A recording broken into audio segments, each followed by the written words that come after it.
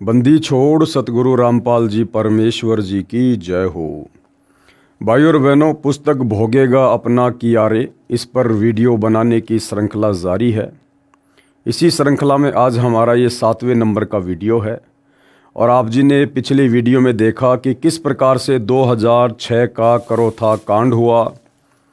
करोथा कांड में करोथा गांव के लोगों की, डिग्गल गांव के लोगों की, बागपुर गांव के लोगों की या अन्य लोगों की प्रत्यक्ष या अप्रत्यक्ष रूप में जैसी भी सतलोक आश्रम करोथा के ऊपर हमला करने की भूमिका रही, उसी हिसाब से आगे चलकर इस कर्म फल के नियम के तहत उन परिवारों का सर्वनाश हुआ, उनका सत्यानाश हुआ। किसी के बेटे ने फांसी खा ली, किसी की बेटी की अकाल मृत्यु हो गई, किसी की पत्नी की मृत्यु हो गई, तो किसी का पूरा परिवार ही एक्सीडेंट में सर्वनाश को प्राप्त हुआ। यानी हम इस पुस्तक के माध्यम से, जिसका नाम है भोगेगा अपना कियारे, यही समझाने का प्रयास किया गया है कि संत को या उसके भक्तों को यदि कोई नाजायज़ बेवजह दुखी करेगा, परेशान करेगा, उनके साथ में व्यर्थ में वाद विवाद करेगा, तो कर्म फल के तहत उसको दंड भोगना पड़ता है। ये परमात्मा का विधान है। उसके बाद जिन जिन भक्तों ने, वो चाहे डिग्गल गांव के थे, चाहे करोथा के, चाहे बागपुर के, चाहे झज्जर के, जिन्होंने सतगुरु रामपाल जी से सत उपदेश लेकर मर्यादाओं में रहकर विश्वास के साथ भक्ति की है, भक्ति पर लगे रहे, किसी के कहने से डगमग नहीं हुए, मन में दोष पैदा नहीं हुआ, अपने गुरु या भक्ति के प्रति उन आत्माओं के ऊपर परमात्मा ने आँच भी नहीं आने दी। तो भाइयों और बहनों, आगे हम इस पुस्तक भोगेगा अपना किया में पढ़ेंगे कि सतगुरु रामपाल जी अवतार हैं या फिर स्वयं ही ये परमात्मा हैं। देखो, वैसे गुरुदेव भगवान ने स्पष्ट कर रखा है कि अवतार उसे कहते हैं जो ऊपर के लोकों से माँ के गर्भ से जन्म लेकर यहाँ नीचे लीला करने के लिए आता है। जैसे विष्णु जी श्री राम रूप में आए, अयोध्या में जन्मे, कौशल्या के गर्भ से जन्म लिया।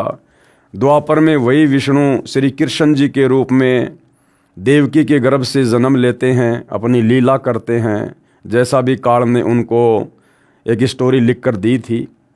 लेकिन परमात्मा के विषय में गुरुदेव भगवान ने बताया कि परमात्मा का कोई अवतार नहीं होता है, ना परमात्मा किसी को सतलोक से अवतार रूप में धरती पर भेजते हैं, क्योंकि परमात्मा स्वयं समर्थ है। और कहते हैं समर्थ का काम उसी को साजे, और करे तो मूर्ख बाजे।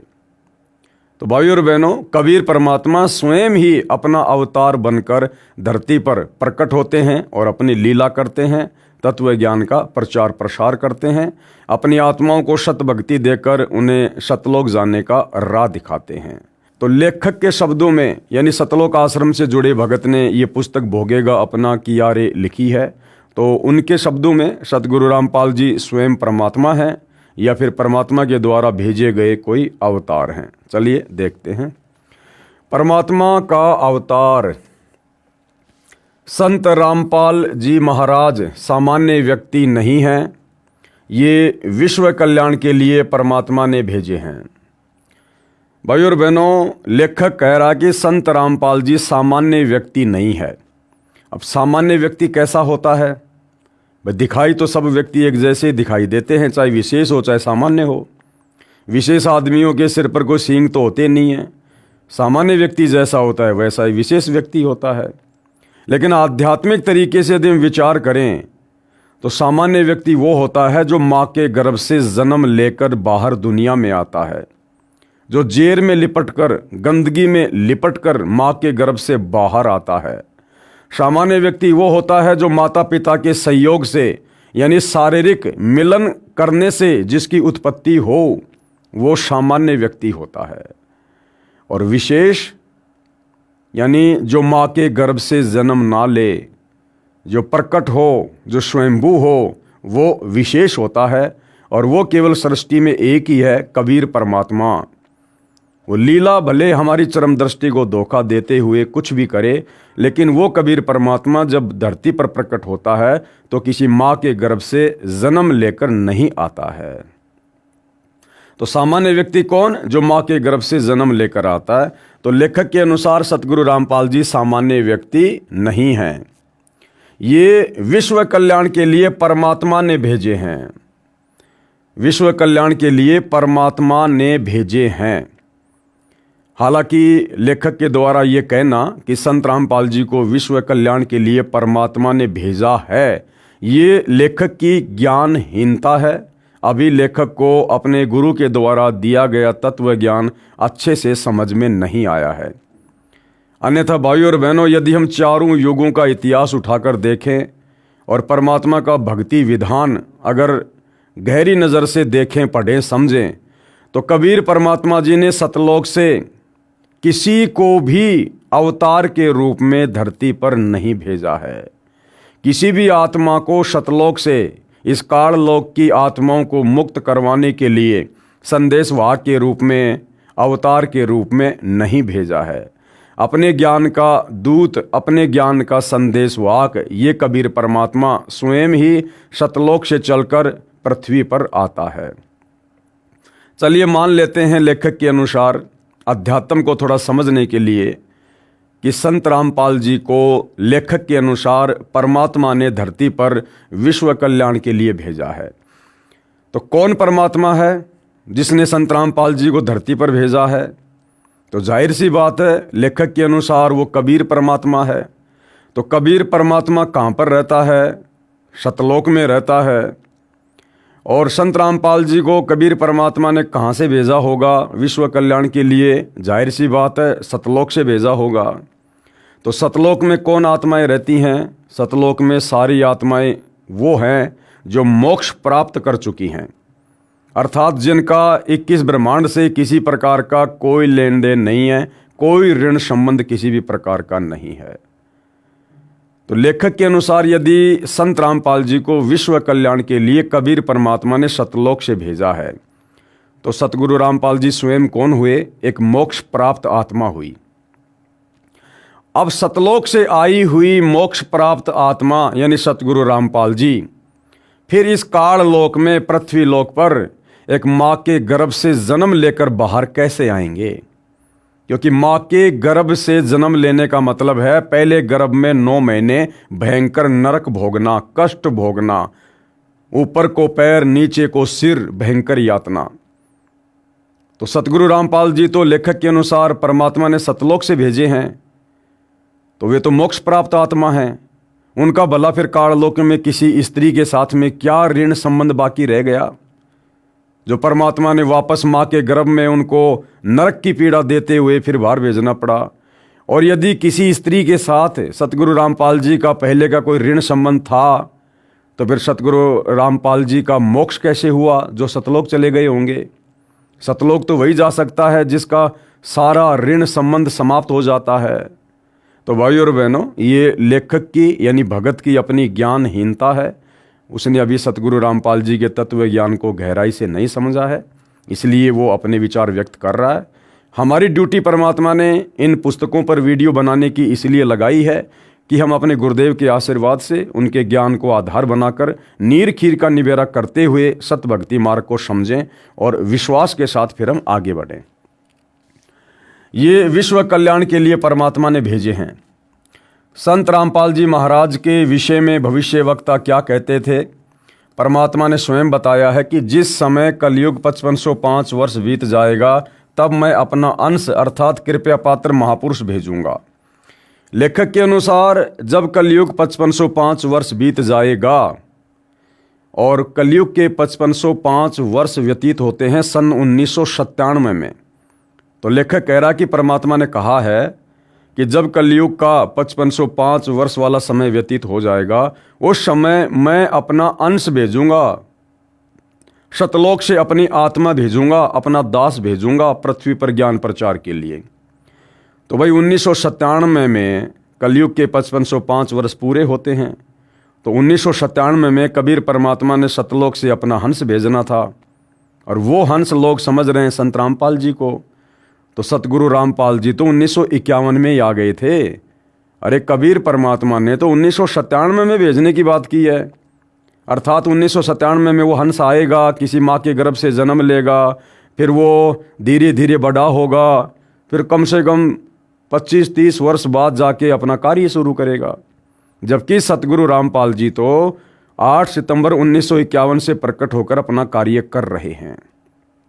तो लेखक ये 5505 वर्ष वाली जो बात है इसको भी नहीं समझ पा रहा है। परमेश्वर कबीर जी की अपनी वाणी है कि जब आवे 5505 तब ये वचन मेरा होगा साचा, 5500 जब कलयुग बीत जाए, महापुरुष फरमान तब जग तारन को आए। तो 1997 के बाद में कबीर परमात्मा सतगुरु रामपाल जी ने देश और दुनिया के सामने ये हमारे धर्मशास्त्रों में, वेदों में, गीता में, पुराणों में, अन्य धर्मों के धर्म ग्रंथों में, बाइबल में, कुरान मजीद में, कुरान शरीफ में, तौरेत में, जबूर में, इंजिल में, गुरु ग्रंथ साहिब में जो सत्य ज्ञान सृष्टि रचना के विषय में, कबीर परमात्मा के विषय में, शतलोक के विषय में छुपा हुआ था, जिस ज्ञान का सार कोई भी धर्मगुरु इन शास्त्रों से निकाल कर आज तक समाज को नहीं दे पाया, वो सतज्ञान उस कबीर परमात्मा सतगुरु रामपाल जी ने कलयुग के 5505 वर्ष पूरे होने के बाद समाज के सामने सोशल मीडिया के माध्यम से प्रस्तुत करने थे। इसलिए परमात्मा ने यहाँ पर इस प्रकार की वाणी कही है। अन्यथा भाई सतगुरु रामपाल जी तो 1951 में ही धरती पर आ चुके थे। कृपया पढ़िए तथा जाने संत रामपाल जी महाराज कौन है। अब कुछ भविष्य वक्ताओं की भविष्यवाणियां हैं उस महान संत के ऊपर, उस महान पुरुष के ऊपर जिनको सतगुरु रामपाल जी के नाम से जाना जाता है। अमेरिका की भविष्यवक्ता फ्लोरेंस की महत्वपूर्ण भविष्यवाणी। संत रामपाल जी महाराज, देखिए भाई और बहनों, लेखक सतगुरु रामपाल जी का भगत होने के बावजूद और बार बार उनके नाम के आगे दास शब्द का प्रयोग कर रहा है, जबकि एक भगत को ये शोभा नहीं देता है कि वो अपने गुरुजी के नाम के आगे दास शब्द का प्रयोग करे, क्योंकि परमात्मा अपने नाम के आगे दास शब्द जब ये सतगुरु रूप में धरती पर आते हैं केवल इसलिए लगाते हैं ताकि हम उनके लीलामय जीवन को देखकर, उनके दास भाव को देखकर, उनके अधीन भाव को देखकर हम भी अपने अंदर दास भाव पैदा करें, हम भी असल में एक भगत बने, ताकि हमारा गुरु हमारे से प्रसन्न हो। तो भगत को इतना ज्ञान हो जाना चाहिए कि परमात्मा किसी का दास नहीं होता है, परमात्मा तो सतलोक से चलकर यहाँ दास बनाने के लिए आता है। लेकिन फिर भी जैसा भी है, हम अपने गुरुदेव के नाम के आगे दास शब्द का प्रयोग नहीं कर सकते। संत रामपाल जी महाराज के विषय में की गई भविष्यवक्ता फ्लोरेंस की सटीक भविष्यवाणी। क्या कुछ कहा गया है। अमेरिका की विश्वविख्यात भविष्यवक्ता फ्लोरेंस ने अपनी भविष्यवाणियों में कई बार भारत का जिक्र किया है। The fall of sensational culture नाम की अपनी पुस्तक में उन्होंने लिखा है कि सन 2000 आते आते प्राकृतिक संतुलन भयावह रूप से बिगड़ेगा, लोगों में आक्रोश की प्रबल भावना होगी, दुराचार पराकाष्ठा पर होगा, पश्चिमी देशों के विलासितापूर्ण जीवन जीने वालों में निराशा, बेचैनी और अशांति होगी। पश्चिमी देश कौन से? अमेरिका, इंग्लैंड, ये जो विकसित देश अपने आप को कहते हैं। तो सन 2000 के बाद में उन देश में रहने वाले लोगों के अंदर भक्ति के अभाव से, आध्यात्मिकता के अभाव से उनमें निराशा छा जाएगी। अपने आप को वो अकेला सा महसूस करेंगे, लाचार सा महसूस करेंगे, उनका मन किसी चीज़ पर स्थिर नहीं रहेगा, एक अनजानी सी बेचैनी सी रहेगी बिना भक्ति के, बिना भगवान के, क्योंकि उनके पुण्य धीरे धीरे नष्ट होंगे और पाप कर्म धीरे धीरे बढ़ेंगे। तो पाप कर्मों के बढ़ने से फिर ऑटोमेटिक बेचैनी और परेशानियों का जीव ने सामना करना पड़ता है। अतृप्त अभिलाषाएं, अतृप्त अभिलाषाएं क्या होती है?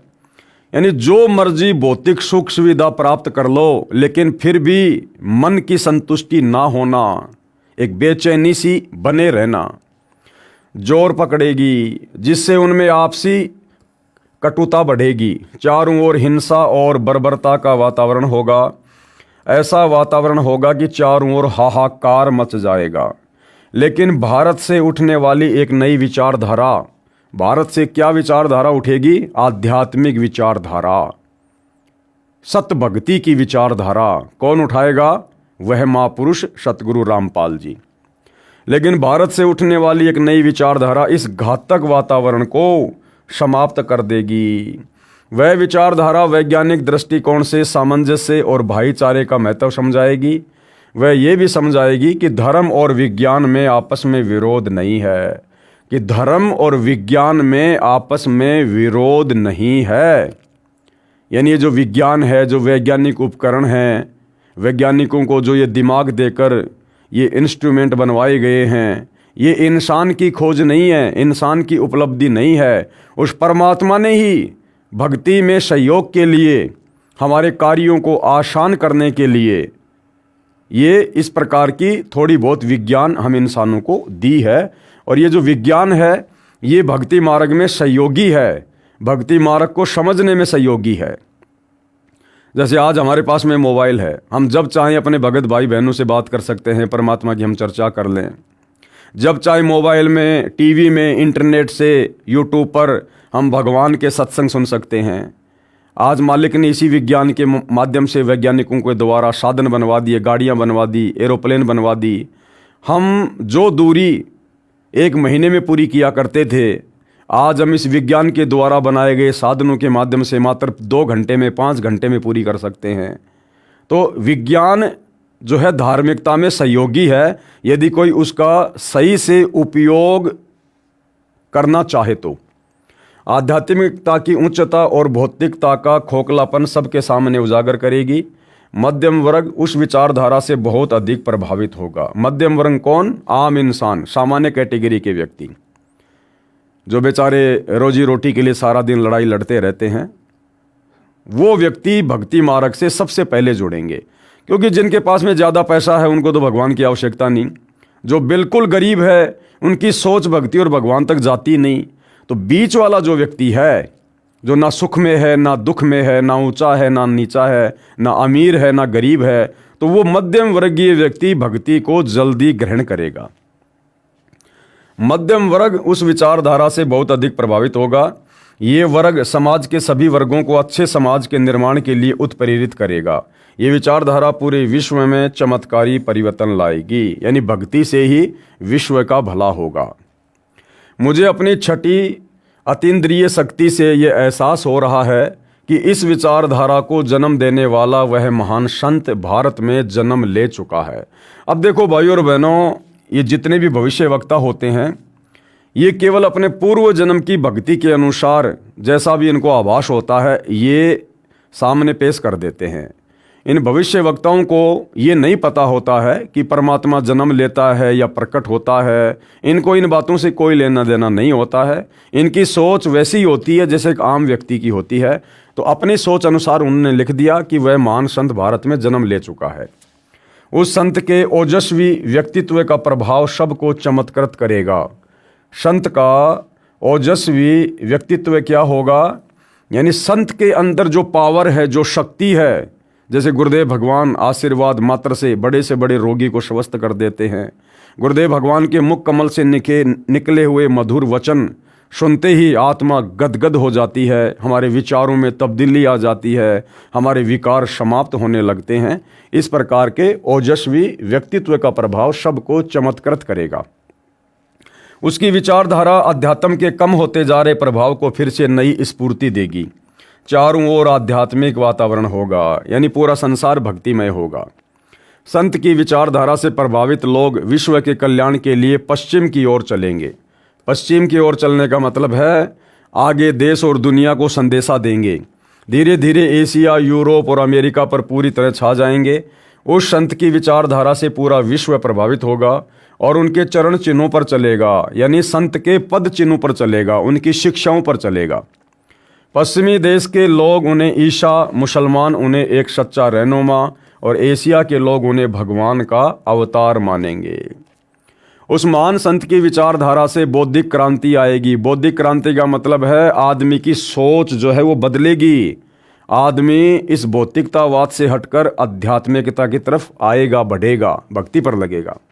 बुद्धिजीवियों की मान्यताएं बदलेंगी, उनमें ईश्वर के प्रति श्रद्धा और विश्वास की कोपलें फूटेंगी। बुद्धिजीवियों की मान्यता बदलेगी, यानी वर्तमान में आज इंसान पढ़ लिख कर और अपने आप को भगवान मान चुका है, खुदा मान चुका है कि भाई पैसा ही सब कुछ है, विज्ञान ही सब कुछ है, कुछ नहीं रखा भक्ति वक्ति में, बाबा लोग कुछ नहीं है, तो सतगुरु रामपाल जी के सत्संग सुनकर जो अभूतपूर्व लाभ उनको प्राप्त होंगे, जो उनके जीवन में जो चेंजमेंट आएंगे, उस आधार से उन पढ़े लिखे लोगों की भी सोच बदलेगी कि भैया विज्ञान तो अध्यात्म के पैर के नाखून के बराबर भी नहीं है, और जो काम भक्ति से हो सकते हैं वो यहाँ की जान पहचान से, मंत्री प्रधानमंत्री के जैक चैक से लाख जन्म में नहीं हो सकते। और उनकी भी जो श्रद्धा है वो उस महापुरुष के प्रति बढ़ेगी। फ्लोरेंस के अनुसार वह संत भारत में जन्म ले चुके हैं। वह इस संत से काफ़ी प्रभावित थी। प्रभावित होने का मतलब फ्लोरेंस कभी उनसे मिली नहीं, सतगुरु रामपाल जी से, उस महापुरुष से कभी भी फ्लोरेंस का मिलाप नहीं हुआ है। फ्लोरेंस तो कब की दुनिया छोड़ के जा चुकी है। प्रभावित होने का मतलब है जब वो अपनी आध्यात्मिक दृष्टि से देखा करती थी सौपन के तरह वर्तमान में सतगुरु रामपाल जी को, उनके व्यक्तित्व को, तो सौपन के माध्यम से अपनी समाधि अवस्था में वो जैसा भी ध्यान लगाया करती थी, उनको दिखाई देता था, उन सबको देखकर विचार कर वो बहुत ज़्यादा प्रभावित होती थी।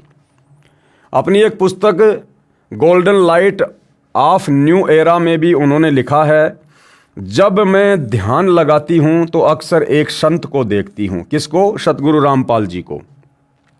यानी वर्तमान में सतगुरु रामपाल जी का जो रूप, जो स्वरूप है, वो बहन फ्लोरेंस, अमेरिका की भविष्यवक्ता, सैकड़ों वर्ष पहले वो ध्यान समाधि के माध्यम से देखा करती थी।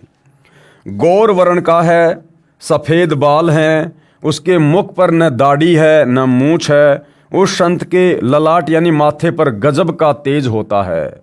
उनके ललाट पर आकाश से एक नक्षत्र के प्रकाश की किरणें निरंतर बरसती रहती हैं। मैं देखती हूँ कि वह संत अपनी कल्याणकारी विचारधारा तथा अपने सत्य चरित्र प्रबल अनुयायियों की शक्ति से संपूर्ण विश्व में नए ज्ञान का प्रकाश फैला रहे हैं। वह संत अपनी शक्ति निरंतर बढ़ा रहे हैं। बढ़ाने का मतलब है उनके भक्तों की संख्या धीरे धीरे धीरे धीरे बढ़ रही है, यानी पृथ्वी पर भक्तिमय वातावरण धीरे धीरे बढ़ रहा है। उनमें इतनी शक्ति है कि वह प्राकृतिक परिवर्तन भी कर सकते हैं। उनमें इतनी शक्ति है कि वे प्राकृतिक परिवर्तन भी कर सकते हैं। भाई परमात्मा हैं, परमेश्वर हैं, प्रकृति तो उनके अधीन है, उनकी नौकर है। जैसा वो चाहेंगे वैसा ही ये पांचों तत्व पृथ्वी, अग्नि, जल, वायु, आकाश कार्य करेंगे। तो क्या लिखा जा रहा है? फ्लोरेंस क्या कह रही है कि उस महापुरुष में, उस संत में इतनी शक्ति है कि वह प्राकृतिक परिवर्तन भी कर सकते हैं। अब भाई और बहनों, जैसे वर्तमान में हरियाणा में बाढ़ आई, गांव के गांव बाढ़ के पानी से दुखी हुए, परेशान हुए। अगर हरियाणा के लोग समय रहते सतगुरु रामपाल जी के ज्ञान को समझकर उनकी शरण में आ जाते, अगर वो भक्ति पर लग जाते और मर्यादाओं में रहकर भक्ति करते और करोथा कांड या बरवाला कांड जैसी घटनाओं को काल प्रेरणा से जन्म ना देते, तो भाइयों और बहनों, आज हरियाणा में लोगों को बाढ़ का सामना नहीं करना पड़ता। क्योंकि ये वही महापुरुष है जिसके विषय में फ्लोरेंस कह रही है कि वह प्राकृतिक परिवर्तन को भी रोक सकता है। अगर बाढ़ आनी हो, वो संत अपने आशीर्वाद से, अपनी शक्ति से उसे सामान्य समय में तब्दील कर सकता है। भूकंप आना हो, वो संत उसे भी रोक सकता है। कोई भयंकर आंधी, तूफान, बरसात, अतिवृष्टि, ओलावृष्टि, महामारी आनी हो, वो संत उसे भी रोक सकता है। यानी उसकी शक्ति इतनी प्रबल है। वह अपना कार्य वैज्ञानिक ढंग से करेंगे। वैज्ञानिक ढंग से यानी हर चीज़ के वो सबूत पेश करेंगे, वो प्रमाणित तरीकों से पेश करेंगे, स्पष्ट रूप से चमत्कार नहीं करेंगे। उनकी कृपया और प्रयत्नों से मानवीय सभ्यता में नई जागृति आएगी। जैसे आप और हम भगत भाई बहनों में नई जागृति आ चुकी है। हम कितने विषय विकारी थे, कितने कुकर्मी थे, हमारा स्वभाव राक्षस जैसा था। सतगुरु रामपाल जी से उपदेश लेने के बाद, उनका ज्ञान समझने के बाद, उन्होंने हमको काग से हंस बना दिया है। विश्व के समस्त जन समूह में नई चेतना का संचार होगा, यानी आने वाले समय में पूरा विश्व ऐसा ही हो जाएगा जैसा वर्तमान में हम साथ संगति से जुड़े उनके भगत हैं। लोक शक्ति का एक नया रूप उभर कर सामने आएगा जो सत्ताधारियों की मनमानियों पर अंकुश लगा देगा। क्या कह रहा है लेखक कि लोक शक्ति का एक नया रूप उभर कर सामने आएगा, यानी संसार में अच्छे व्यक्तियों की, परमात्मा चाहने वाले व्यक्तियों की संख्या ज़्यादा बढ़ जाएगी, जिस कारण से वर्तमान में राजनीति में जिस प्रकार से राजनेता लोग भ्रष्टाचार कर रहे हैं, मिलावट कर रहे हैं, कालाबाजारी कर रहे हैं, रिश्वतखोरी बढ़ रही है, मनमानियाँ कर रहे हैं, तो जब भक्ति से जुड़े हुए लोगों का प्रभाव ज़्यादा होगा तो राजनेताओं की मनमानियों पर अंकुश लगेगा। यानी फिर हम लोग ऐसे व्यक्तियों को चुनकर आगे भेजेंगे नहीं जो व्यक्ति उस पद के योग्य ना हो। हम उन व्यक्तियों को चुनेंगे जो व्यक्ति भगवान से डरने वाला हो और उनका भगत हो, और जो नियम और मर्यादाओं में रहकर निष्पक्ष रूप से जो राज्य करे और जहाँ भी अन्याय हो उस अन्याय को वो सहन ना करे और हर एक के साथ में वो मित्र जैसा व्यवहार करे। तो ऐसा व्यक्ति तो भगत ही होगा, सतगुरु रामपाल जी का फॉलोवर ही होगा। तो सतगुरु रामपाल जी का भगत यदि आने वाले समय में धर्म नीति के तहत राजनीति करेगा तो उससे विश्व का कल्याण ही होगा। मनोचिकित्सक तथा सम्मोहन कला के विश्व प्रसिद्ध ज्ञाता डॉक्टर मोरे बर्स्टीन की फ्लोरेंस से अच्छी दोस्ती थी। एक बार फ्लोरेंस ने उनसे भी कहा था, डॉक्टर, वह समय बड़ी तेजी से नज़दीक आ रहा है जब सत्ता लोलुप राजनेताओं की अपेक्षा, यानी वर्तमान में जो सत्ता की भूख लेकर भेड़िए की तरह जो केवल अपना स्वार्थ साधने में लगे हुए हैं राजनेता, उनकी अपेक्षा आप जैसे समाज सेवकों की बातें समाज अधिक ध्यान से सुनेगा। यानी भक्तों की बातें आने वाले समय में दुनिया में लोग सुनेंगे, भक्तों की बातों को लोग महत्व देंगे, और जो सत्ता से चिपके हुए राजनेता हैं, जो भक्ति से दूर हैं, लोग उन पर विश्वास नहीं किया करेंगे।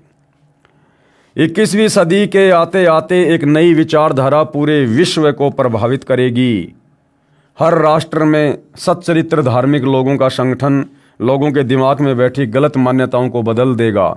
यानी जो लोग शास्त्र विरुद्ध साधना कर रहे हैं, उन लोगों की विचारधारा को, जो उस महापुरुष के भगत हैं, वो ज्ञान प्रचार के माध्यम से उनको ज्ञान समझाकर उनकी उन गलत शास्त्र विरुद्ध विचारधाराओं वाली मान्यताओं को बदल देंगे और परमात्मा से जोड़ेंगे। ये विचारधारा भारत से प्रस्फुटित होगी। यानी सबसे पहले संत का प्रचार प्रसार कहाँ से होगा? भारत देश से होगा, वहीं से पूरे विश्व में फैलेगी। मैं उस पवित्र स्थान पर एक प्रचंड तपस्वी को देख रही हूँ जिसका तेज बड़ी तेजी से फैल रहा है। मैं उस पवित्र स्थान पर, कौन सा पवित्र स्थान? सतलोक आश्रम बरवाला, जिला हिसार, हरियाणा, उसके विषय में यहाँ पर बात हो रही है।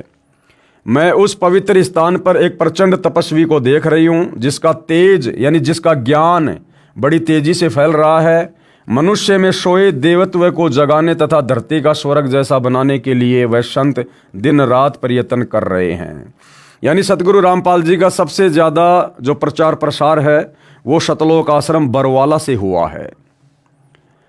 एक पत्रकार ने 1964 में फ्लोरेंस से पूछा था कि क्या वह दुनिया का भविष्य बता सकती है।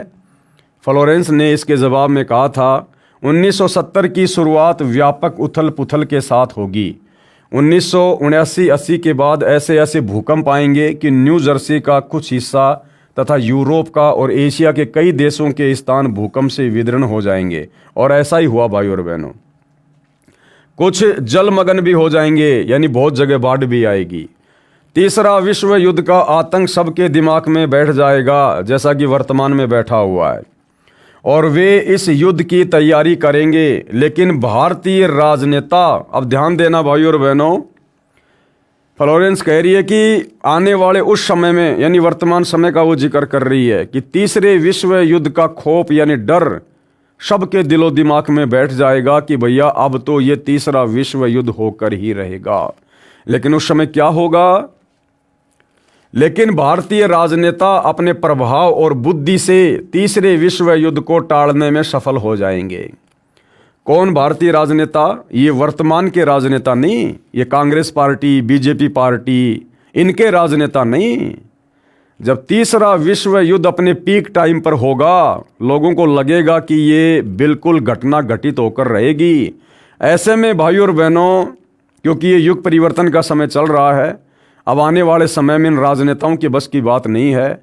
उस समय सतगुरु रामपाल जी के भक्तों के हाथों में ये सत्ता आ जाएगी और भक्ति के प्रभाव से, सतगुरु रामपाल जी के आशीर्वाद से फिर इस प्रकार की आपत्तियां दूर होंगी, वो टलेंगी। तीसरे विश्व युद्ध के शुरू होने तक भारत के शासन की बागडोर, यानी तीसरा विश्व युद्ध शुरू होने वाला होगा, उस समय तक भारत के शासन की बागडोर, यानी भारत का जो भी कोई प्रधानमंत्री होगा, राष्ट्रपति होगा, जो भी शासक होगा, आध्यात्मिक प्रवृत्ति के लोगों के हाथ में होगी। भारत के शासन की बागडोर आध्यात्मिक प्रवृत्ति के लोगों के हाथ में होगी।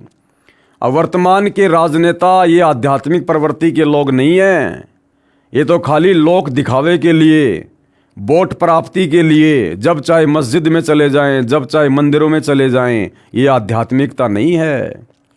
तो सतगुरु रामपाल जी के भक्तों के हाथों में शासन की बागडोर आ जाएगी, इसलिए उनके प्रभाव से विश्व युद्ध टलेगा। वे शासक कौन होंगे? वो शासक जिनके हाथों में भारत की बागडोर होगी, वे शासक एक महान संत के ओजस्वी तथा क्रांतिकारी विचारधारा से प्रभावित होंगे। अब भाइयों और बहनों, चाहे सतगुरु रामपाल जी के भगत हों या चाहे वर्तमान के ये राजनेता हों, इनकी अपनी बुद्धि से, अपने दिमाग से, अपने प्रयत्नों से कुछ भी नहीं होने वाला है। तो जो परिवर्तन होगा वो संत जी के विचारों से प्रभावित व्यक्तियों के माध्यम से होगा, और वो व्यक्ति चाहे संत जी के भगत हों या चाहे वर्तमान के राजनेता, अंत में थक हार के ऊपर हाथ खड़े करके सतगुरु रामपाल जी के चरणों में गिड़गिड़ाकर उनसे उपदेश लेकर और प्रतिज्ञा करें, संकल्प करें कि अब हम जो शासन करेंगे आपके दिशा निर्देशन में करेंगे। तो जो इस प्रकार से संकल्प कर लेगा, सतगुरु जी से उपदेश ले लेगा, वो भी तो फिर उनका भगत ही हुआ, संत जी का ही भगत हुआ। तो चाहे वर्तमान का राजनेता हो जो आगे चलकर भगत बनकर इस प्रकार का शासन करे, या चाहे भगत हो जो धर्म नीति को अपनाकर राजनीति करे, वो संत जी के अनुयायी कहलाएंगे। उन्हीं के माध्यम से आपत्तियां टलेंगी। वे शासक एक महान संत के ओजस्वी तथा क्रांतिकारी विचारधारा से प्रभावित होंगे। वे उस संत के प्रति उसी तरह समर्पित होंगे जैसे वाशिंगटन स्वतंत्रता एवं मानवता के प्रति समर्पित थे। वाशिंगटन कौन? ये अमेरिका का प्रथम राष्ट्रपति था, और जिस प्रकार से वो अपने देश के प्रति समर्पित था, उसी प्रकार से आने वाले समय में भारत की शासन की बागडोर उन्हीं लोगों के हाथ में होगी जो सतगुरु रामपाल जी के प्रति पूर्णतया समर्पित होंगे।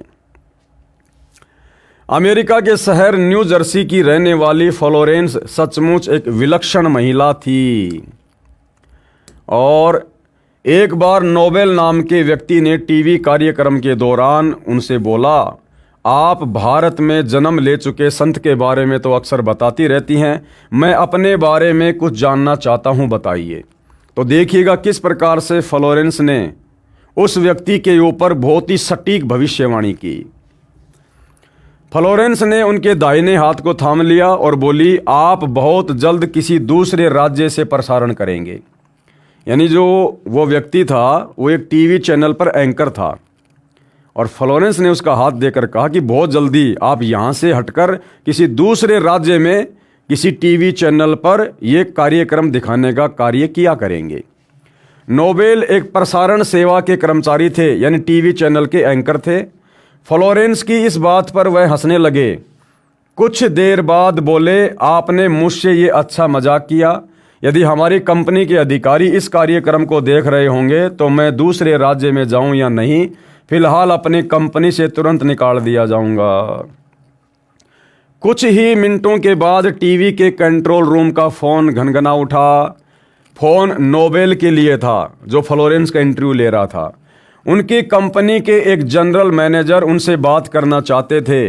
नोबेल ने जब फ़ोन उठाया तो उन्होंने कहा, हमने न्यूयॉर्क से प्रसारण करने का काम शुरू करने का निर्णय लिया है, वहाँ तुम्हें ही भेजा जाएगा। यानी जैसा उसको नोबेल ने बताया था वैसा ही अगले 2 मिनट में तुरंत घटित हो गया। यानी इतनी सटीक उसकी भविष्यवाणी थी। तो हमने ये विश्वास करना पड़ेगा कि सतगुरु रामपाल जी के बारे में, उस महापुरुष के बारे में फ्लोरेंस ने जो भविष्यवाणियाँ लिखी हैं वो भी बिल्कुल सटीक होंगी। वहाँ तुम्हें ही भेजा जाएगा। अभी ये बात गुप्त रखना, इसकी घोषणा कल की जाएगी। मैं टीवी पर फ्लोरेंस के साथ तुम्हारी बातचीत देख रहा था। फ्लोरेंस ने तुम्हारे विषय में जो बताया है वह पूरी तरह सच है। आश्चर्य है कि उन्हें ये बात कैसे मालूम हो गई। तो आम सांसारिक व्यक्ति को तो भाई और बहनों आश्चर्य होना स्वाभाविक है, लेकिन जो आध्यात्मिक क्षेत्र के जो लोग होते हैं उन्हें इन बातों का पता होता है कि आध्यात्मिक शक्ति से कुछ भी देखा जा सकता है। अपने पूर्व जन्म की भक्ति कमाई से आदमी किसी का भविष्य भी देख सकता है, बता भी सकता है। नोबेल फ्लोरेंस का चेहरा देखता रह गया। कुछ पत्रकारों ने उनसे एक बार पूछा था कि वह भविष्य को कैसे देख लेती है तथा गायब व्यक्ति या वस्तुओं का पता कैसे लगा लेती है। तो फ्लोरेंस ने बताया, मुझे स्वयं नहीं मालूम कि ऐसा कैसे संभव हो जाता है, क्योंकि भाई और बहनों वो इसके पूर्व जन्म की भक्ति कमाई है। आप और हम भी इस प्रकार के बहुत बड़े बड़े भविष्यवक्ता अनेक जन्मों में रह चुके हैं। जैसे गोरखनाथ जी थे, वो आगे पीछे का बता दिया करते थे। रामचंद्र जी के गुरु वशिष्ठ थे, वो त्रिकालदर्शी थे, भूत भविष्य की बता दिया करते थे। तो वो भी एक प्रकार से भविष्यवक्ता थे और ये नोबेल भी भविष्यवक्ता थी। मैं भविष्य के विषय में एक बहुत महत्वपूर्ण बात बता रही हूँ। 20वीं शताब्दी के अंत में यानी सन 2000 के बाद में भारतवर्ष से एक प्रकाश निकलेगा। कौन सा प्रकाश निकलेगा? सूरज का प्रकाश तो रोज ही निकलता है।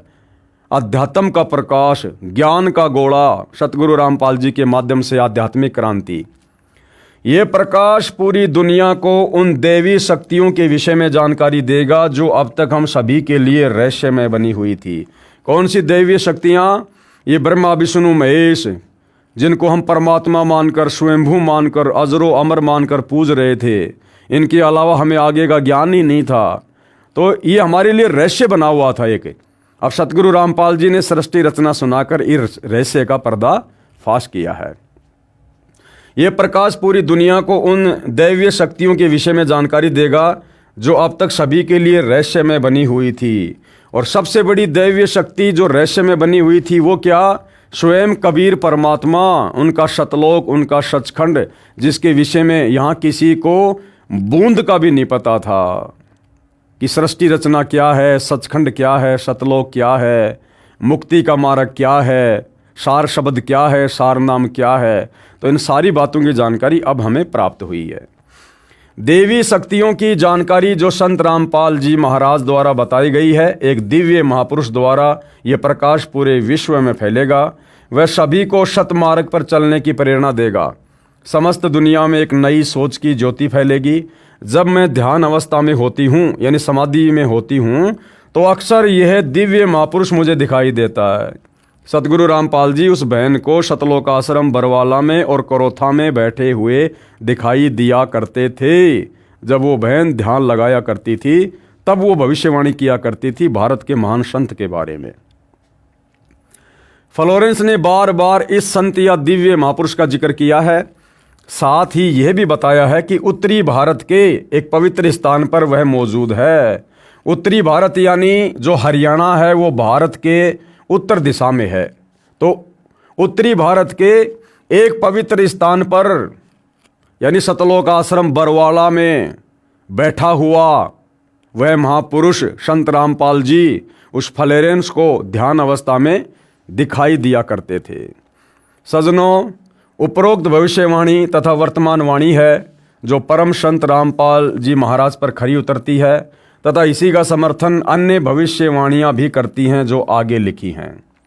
आगे कौन कौन सी भविष्यवाणियाँ हैं जो बहुत समय पहले, सैकड़ों वर्ष पहले कही जा चुकी हैं और वर्तमान में वो भविष्यवाणियाँ किस महापुरुष पर खरी खरी उतर रही हैं।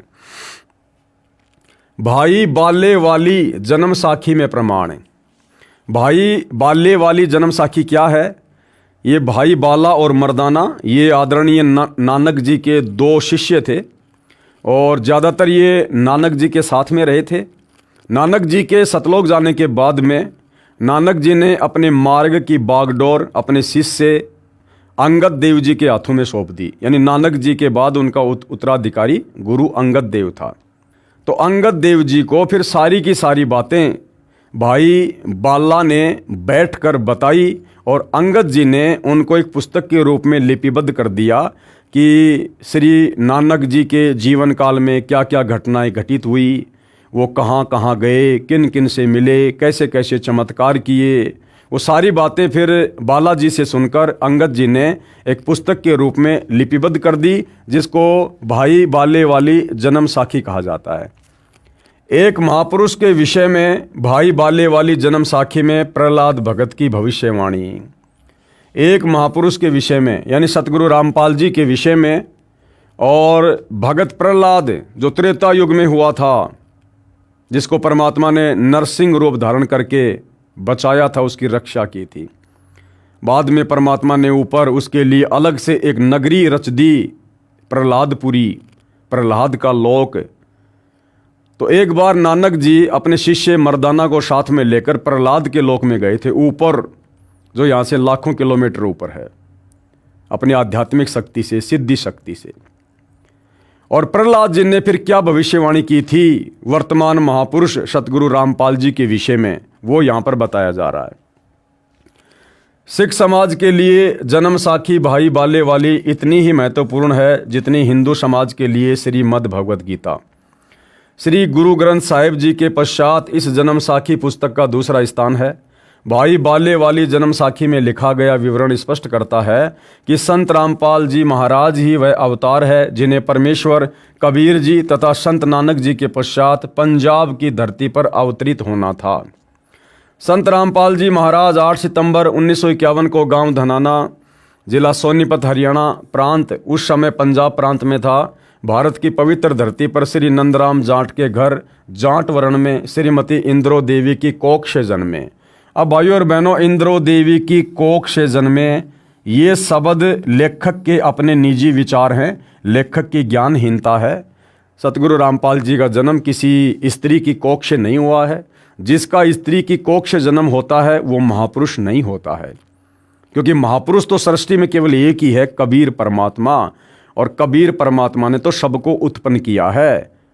दुनिया की कोई भी स्त्री कबीर परमात्मा को 9 महीने तो छोड़िए, 1 सेकंड के लिए भी अपने पेट में रखने में सक्षम नहीं है।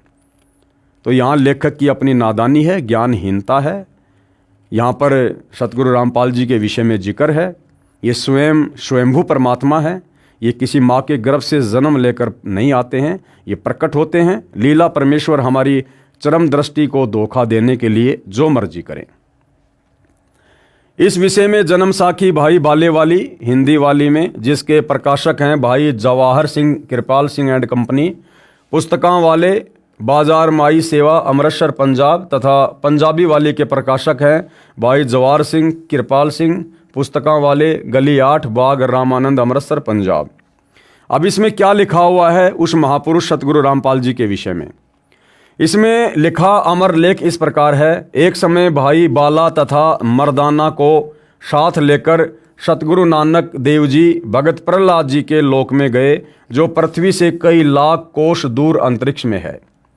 प्रहलाद ने कहा कि हे नानक जी, आपको परमात्मा ने दिव्य दृष्टि दी तथा कलयुग में बड़ा भगत बनाया है। आपका कलयुग में बहुत प्रताप होगा।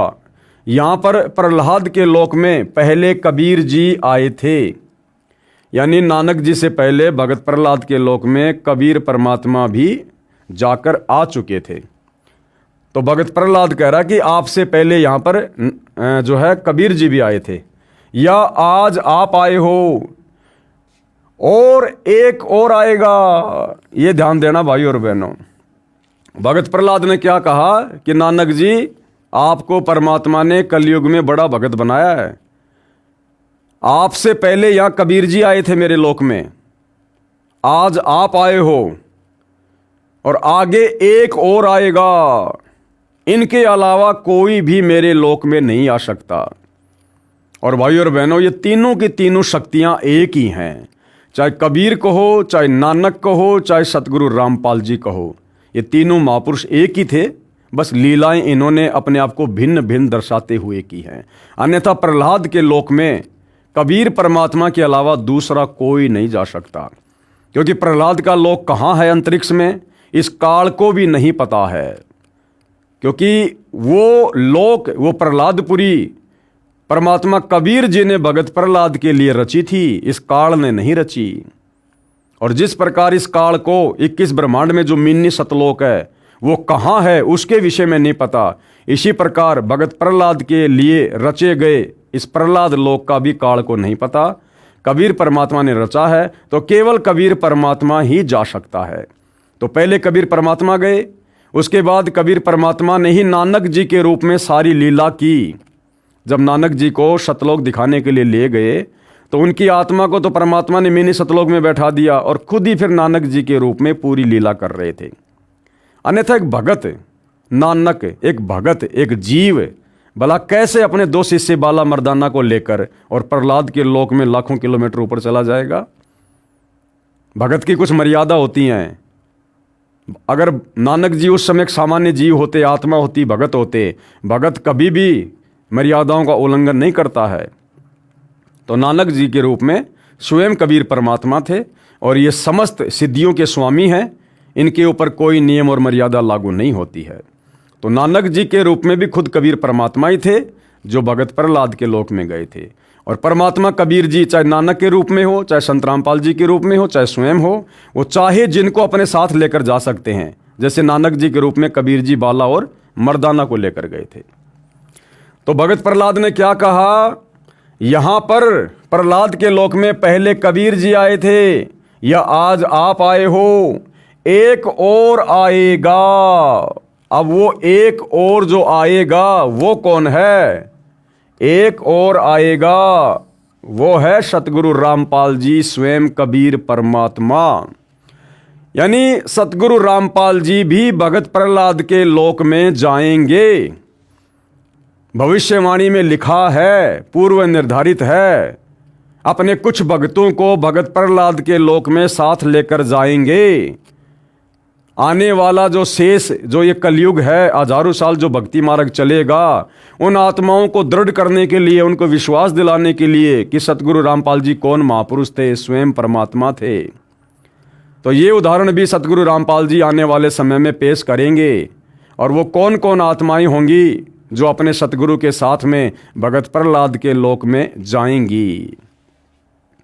एक और आएगा जो आप दोनों जैसा ही महापुरुष होगा। क्या कह रहे हैं? आप दोनों जैसा ही महापुरुष होगा। अब कबीर जैसा तो कोई दूसरा हो ही नहीं सकता भाई, कबीर तो सृष्टि में एक ही है, उसके जैसा कोई दूसरा हो ही नहीं सकता। अगर हो गया तो फिर वो भी फिर परमात्मा हो गया, भगवान हो गया। तो भगत प्रहलाद जी क्या कह रहे हैं कि एक और आएगा जो आप दोनों जैसा ही होगा, यानी तीनों शक्तियां एक ही हैं, कबीर परमात्मा। इन तीनों के अतिरिक्त यहां मेरे लोक में कोई नहीं आ सकता।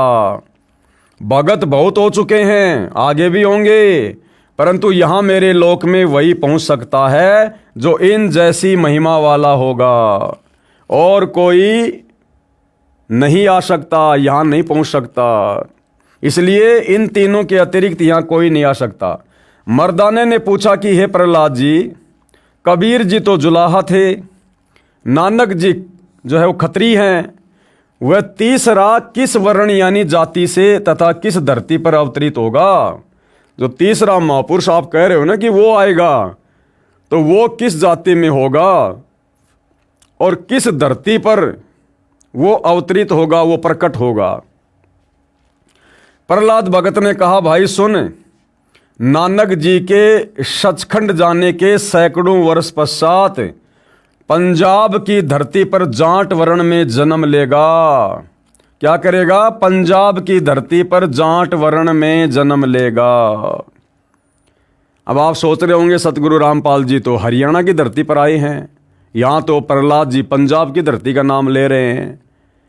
जिस समय सतगुरु रामपाल जी 8 सितंबर 1951 को गांव धनाना, जिला सोनीपत, हरियाणा की पावन धरती पर प्रकट हुए थे, आए थे, उस समय भाई और बहनों वो पंजाब की धरती ही कहलाती थी। उस समय तक हरियाणा प्रांत नहीं बना था, हरियाणा का जन्म नहीं हुआ था। उस समय वो धनाना गांव वो पंजाब की धरती का क्षेत्र था। आगे चलकर 1962 या 1965 में ये हरियाणा राज्य अलग बना है। तो सतगुरु रामपाल जी पंजाब की धरती पर 8 सितंबर 1951 को प्रकट हुए थे। पंजाब की धरती पर जाट वर्ण में जन्म लेगा और उनका प्रचार प्रसार क्षेत्र क्या होगा, तथा उसका प्रचार क्षेत्र शहर बरवाला होगा। धनाना धाम का नाम नहीं लिखा है। दास ने आपको बताया ना, सतगुरु रामपाल जी का मुख्य जो प्रचार प्रसार हुआ है, जो आगे होगा, वो सतलोक आश्रम बरवाड़ा से होगा, क्योंकि बरवाड़ा भविष्यवाणियों में पहले से अंकित है। अन्यथा वो जहां प्रकट हुए धनाना, तो वहीं का फ्लोरेंस ने क्यों नहीं बताया? तो फ्लोरेंस क्या कह रही थी कि जब मैं ध्यान अवस्था में होती हूं तो वो जिस स्थान पर बैठा है, मैं उस स्थान पर उसको बैठे हुए देख रही हूं, जहां से उसका प्रचार प्रसार फैल रहा है। तो फ्लोरेंस भी अपनी ध्यान अवस्था में सतलोक आश्रम बरवाड़ा को देखा करती थी। और भाई बाले वाली जन्म साखी में भी, और भगत उस प्रहलाद ने, जो पृथ्वी से लाखों किलोमीटर दूर ऊपर अंतरिक्ष में है उसका लोक, उस भगत प्रहलाद ने भी क्या कहा कि उसका प्रचार प्रसार क्षेत्र क्या होगा? बरवाला। हालांकि जन्म साखी में ये बटाला लिखा हुआ है, लेकिन बटाला नाम का जो भी शहर है उसमें कोई भी आज तक जाट जाति में कोई संत नहीं हुआ। तो ये लिखते समय जो ये लेखक थे, ये इनकी तरफ से ये मिसप्रिंट हुआ है। ये बाद में सतगुरु रामपाल जी ने बताया कि वो बटाला नहीं बरवाला है, बरवाला। एक बार सतगुरु रामपाल जी के मुख से थोड़ा सा सुन लीजिए। के नानक साहिब जी के साथ मर्दाना जी एक बार प्रहलाद जी के लोक में चले गए। ये देखिएगा, ये वही प्राण संगली है गुरु नानक देव जी की। ये जन्म साखी है भाई बाला वाली, ये आपको पहले भी दिखाई थी। अब इसके आपको दिखाते हैं 272 पृष्ठ पे।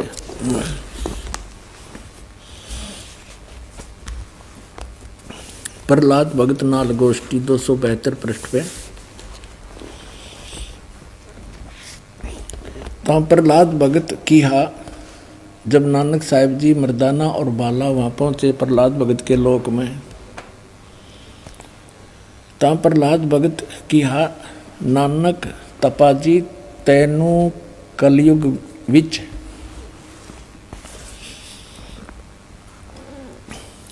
राम जी ने बड़ा भगत कीता है, अतः आपके संजोग आपकी संगति से बहुतियाँ का उपकार होएगा। तेरी श्री राम ने वड्डी नदर खोली है, तेरा वड्डा प्रताप होएगा।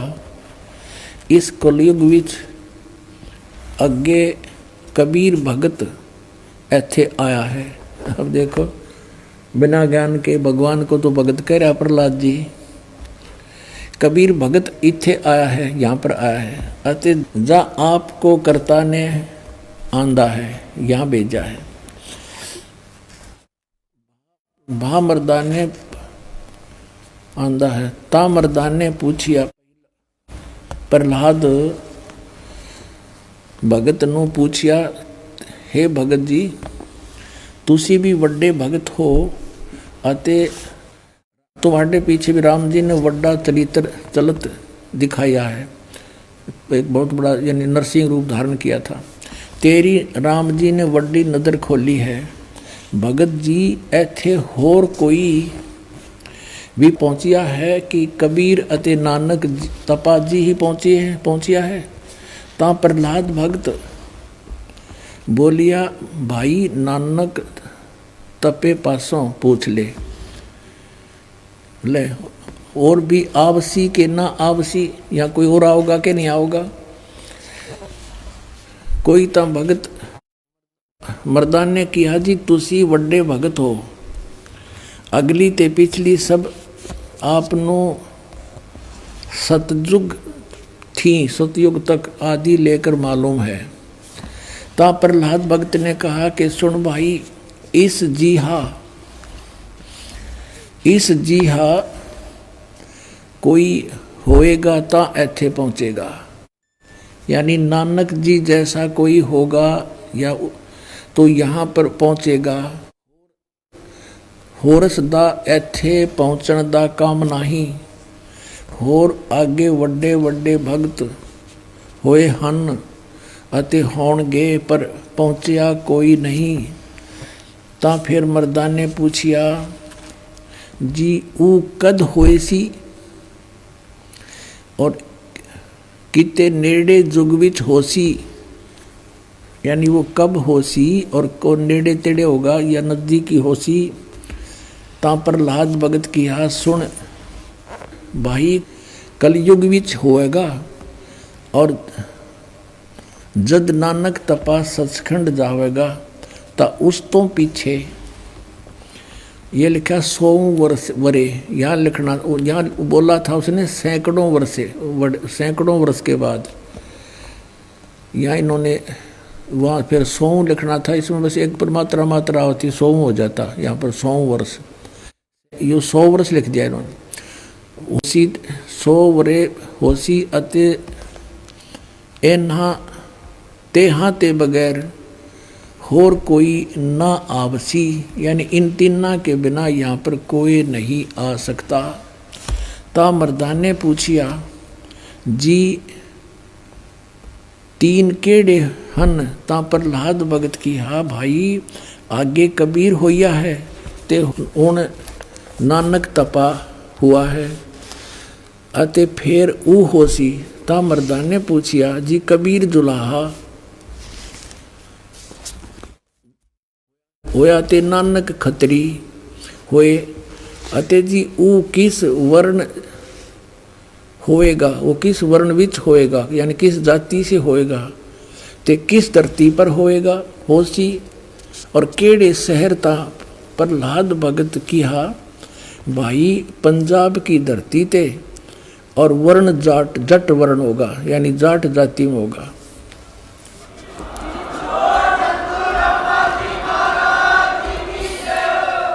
और शहर बटाले, यो बरवाले का बटाला लिख दिया ना, यो था बरवाला, बरवाले में उसी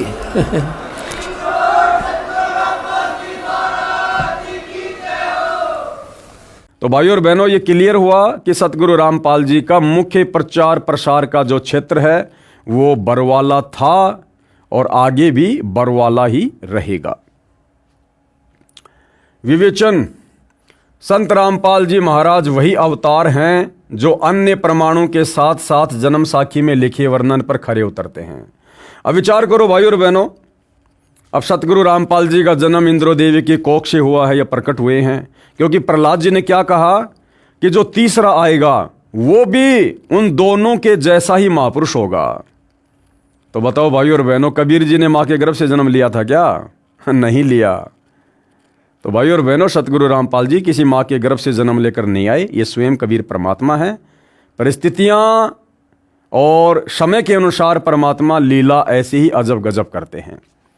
जन्म साखी में 100 वर्ष के पश्चात लिखा है, यहाँ पर सैकड़ों वर्ष पश्चात कहा गया था, जिसको पंजाबी भाषा में लिखते समय 100 वर्ष ही लिख दिया, क्योंकि मर्दाना ने पूछा था कि वह कौन से युग में नजदीक ही आएगा। तब भगत प्रहलाद ने कहा था कि श्री नानक जी के सैकड़ों वर्ष पश्चात कलयुग में ही वह संत जाट वर्ण में जन्म लेगा। इसलिए यहाँ 100 वर्ष के स्थान पर सैकड़ों वर्ष ही न्यायोचित है। भाई सतगुरु रामपाल जी हैं, ये तो परमात्मा है। भगत प्रहलाद के मुख से इन्होंने सब कुछ बुलवाया था, लेकिन काल प्रेरणा से फिर यहाँ पर नीचे हम जैसे अज्ञानी जीव अपनी घटिया बुद्धि का इस्तेमाल करते हुए अपने हिसाब से इन पुस्तकों में लेख लिख देते हैं। तथा उसका प्रचार क्षेत्र बरवाड़ा के स्थान पर बटाला लिखा गया है। इसके दो कारण हो सकते हैं कि शहर बरवाला जिला हिसार हरियाणा उस समय पंजाब प्रांत में सुप्रसिद्ध नहीं था तथा बटाला शहर पंजाब प्रांत में प्रसिद्ध था। लेखनकर्ता ने इस कारण से बरवाला के स्थान पर बटाला लिख दिया। ये लेखक की अपनी सोच थी। दूसरा, प्रिंट करते समय बरवाले की जगह बटाले प्रिंट हो गया है। एक और विशेष विचारणीय पहलू है कि पंजाब के बटाला शहर में कोई भी जाट संत नहीं हुआ है जो इन महापुरुषों परमेश्वर कबीर देव जी व श्री नानक देव जी के समान महिमावान तथा इनके समान ज्ञानवान हुआ हो। इस आधार से तथा अन्य प्रमाणों के आधार से तथा इस जन्म साखी के आधार से स्पष्ट है कि वह तीसरे महापुरुष संत रामपाल जी महाराज हैं तथा इनका आध्यात्मिक ज्ञान भी इन दोनों महापुरुषों परमेश्वर कबीर जी तथा श्री नानक देव जी से मेल खाता है। अरे मेल नहीं खाता भाई, ज्यों का त्यों है, ज्यों का त्यों। मेल खाने का क्या मतलब है भाई? ज्यों का त्यों। और जो अध्यात्म का पूरा निष्कर्ष, पूरा निचोड़, पूरा ज्ञान, जो मूल ज्ञान, सार ज्ञान कबीर जी ने नहीं दिया, नानक जी ने नहीं दिया, वो अध्यात्म का मूल ज्ञान आज स्वयं कबीर परमात्मा सतगुरु रामपाल जी दे रहे हैं। तो ये लिखना कि संत रामपाल जी का ज्ञान भी उनके ज्ञान से मेल खाता है, ये गलत है। ये सतगुरु रामपाल जी की महिमा को कमजोर करता है। कबीर जी ने 650 साल पहले सतगुरु रामपाल जी के विषय में कहा था, यानी अपने विषय में, दूसरे रूप के विषय में, कि धर्मदास मेरी लाख दुहाई और ये मूल ज्ञान कहीं बाहर ना जाई। मूल ज्ञान जब तक छुपाई, जब तक बिचली पीढ़ी वो हंस ना आई। जब तक ये बिचली पीढ़ी वर्तमान समय नहीं आना था, तब तक ये मूल ज्ञान छुपा के रखना था। तो धर्मदास ने कहा कि भगवान उस ज्ञान को फिर कौन खोलेगा? तो कबीर जी ने कहा था कि भैया आगे चलकर 12वें पंथ में हम खुद ही आएंगे। 12वें पंथ हम ही चल आवें, सब पंथों को मिटाकर एक पंथ चलावें। और क्या कहा था कि भाई 9 मन सूत उलझिया ऋषि रहे झकमार और सतगुरु ऐसा सुलझा देगा उलझे न दूजी बार। तो 650 साल पहले कबीर जी ने भी जानबूझकर इस आध्यात्मिक ज्ञान को नहीं सुलझाया था, क्योंकि वो भक्ति का समय नहीं था। ये तो वर्तमान में उन्होंने पुण्य सतगुरु के रूप में आकर सुलझाना था, जो आज सतगुरु रामपाल जी ने सुलझा दिया है। अब इस कलयुग में नहीं उलझेगा, चाहे कोई भक्ति करियो या ना करियो। आप देखेंगे दोनों फोटोकॉपी, जो जन्म साखी भाई बाले वाली, जो कि एक पंजाबी भाषा में है, तथा दूसरी हिंदी में है, जो कि पंजाबी भाषा से ही अनुवादित है। इसमें कुछ प्रकरण ठीक नहीं लिखा है। जैसे पंजाबी भाषा में लिखा है कि जो इस जीहा कोई होवेगा ता एथे पहुँचेगा, होर दा एथे पहुँचण दा कम नहीं। परंतु हिंदी वाली जन्म साखी में यह विवरण नहीं है, जो बहुत महत्वपूर्ण है। इससे सिद्ध है कि लिखते समय कुछ प्रकरण बदल जाता है, फिर भी ढेर सारे प्रमाण जो इस पुस्तक में अन्य महापुरुषों के द्वारा संत रामपाल जी के विषय में कहे हैं, वे भी इसी को प्रमाणित करते हैं। अब इसमें विशेष बात क्या है? गुरुदेव क्या कह रहे हैं? विशेष, यदि कोई ये कहे कि जन्म साखी में लिखी व्याख्या संत गरीबदास जी गांव छुडानी वाले के लिए है, क्योंकि वे भी जाट जाति से थे तथा छुडानी गांव भी पहले पंजाब प्रांत के अंतर्गत आता था, ये भी उचित नहीं लगती। क्यों? क्योंकि संत गरीबदास जी ने अपनी अमृतवाणी असुर निकंदन रमैणी में कहा है कि सतगुरु दिल्ली मंडल आईसी, सूती धरनी सुम जगाईसी। गरीबदास जी ने तो अपने आगे आने वाले महापुरुष के विषय में लिख दिया कि भैया मेरे से उपदेश लेकर भी मोक्ष नहीं है, 12वें पंथ में भी मोक्ष नहीं है। मेरा सतगुरु जिंदा कबीर वो आगे चलकर दिल्ली मंडल में आएगा 8 सितंबर 1951 को। भावार्थ है कि संत गरीबदास जी के सतगुरु पूज्य कबीर साहिब जी थे। पुराना रोहतक जिला सोनीपत, रोहतक तथा झज्जर को मिलाकर एक ही जिला रोहतक था, दिल्ली मंडल में लगता था। ये किसी राजा के अधीन नहीं था, अंग्रेजों के शासनकाल में दिल्ली के अधीन था। संत गरीबदास जी ने स्पष्ट किया है कि सतगुरु यानी परमेश्वर कबीर जी दिल्ली मंडल में आएंगे। देखो भाई और बहनों, आप और हमारे विश्वास के लिए गरीबदास जी ने क्या कहा कि मेरे जो सतगुरु हैं, जो जिंदा बाबा कबीर जी मुझे मिले थे, वो आगे चलकर कहाँ आएंगे? सतगुरु दिल्ली मंडल आईसी। संत गरीबदास जी ने स्पष्ट किया है कि सतगुरु यानी परमेश्वर कबीर जी दिल्ली मंडल में आएंगे। तो आज दिल्ली मंडल में 8 सितंबर 1951 को कौन आए? सतगुरु रामपाल जी। तो यहाँ सतगुरु रामपाल जी कौन हुए? कबीर परमेश्वर जी। और भक्तिहीन प्राणियों को जगाएंगे, सत भक्ति करवाएंगे। तो आज भाई और बहनों, सत भक्ति कौन करवा रहा है? गरीबदास जी का सतगुरु कबीर परमेश्वर, यानी हमारे गुरु सतगुरु रामपाल जी। ध्यान रहे, कबीर सागर में काल के दूतों ने मिलावट करके सत्य को न जानकर अपनी अटकलबाजी से असत्य प्रमाणित किए हैं। उनका नाश करने के लिए परमेश्वर कबीर जी ने अपने अंश अवतार संत गरीबदास जी द्वारा यथार्थ ज्ञान प्रचार करवाया है, जो संत गरीबदास जी की अमृतवाणी रूप में है। इसी बात की पुष्टि कबीर सागर के संपादक कबीर पंथी श्री युगलानंद बिहारी जी की उस टिप्पणी से होती है जो उन्होंने अनुराग सागर तथा ज्ञान सागर की भूमिका में की है। कहा है कि कबीर पंथियों ने ही कबीर पंथ के ग्रंथों का नाश कर रखा है, अपने अपने मते अनुसार फेर बदल करके अपने मत को जोड़ा है। मेरे पास अनुराग सागर तथा ज्ञान सागर की कई प्रतिक्रियाएं रखी हैं, जिनमें से एक दूसरे से मेल नहीं खा रही है।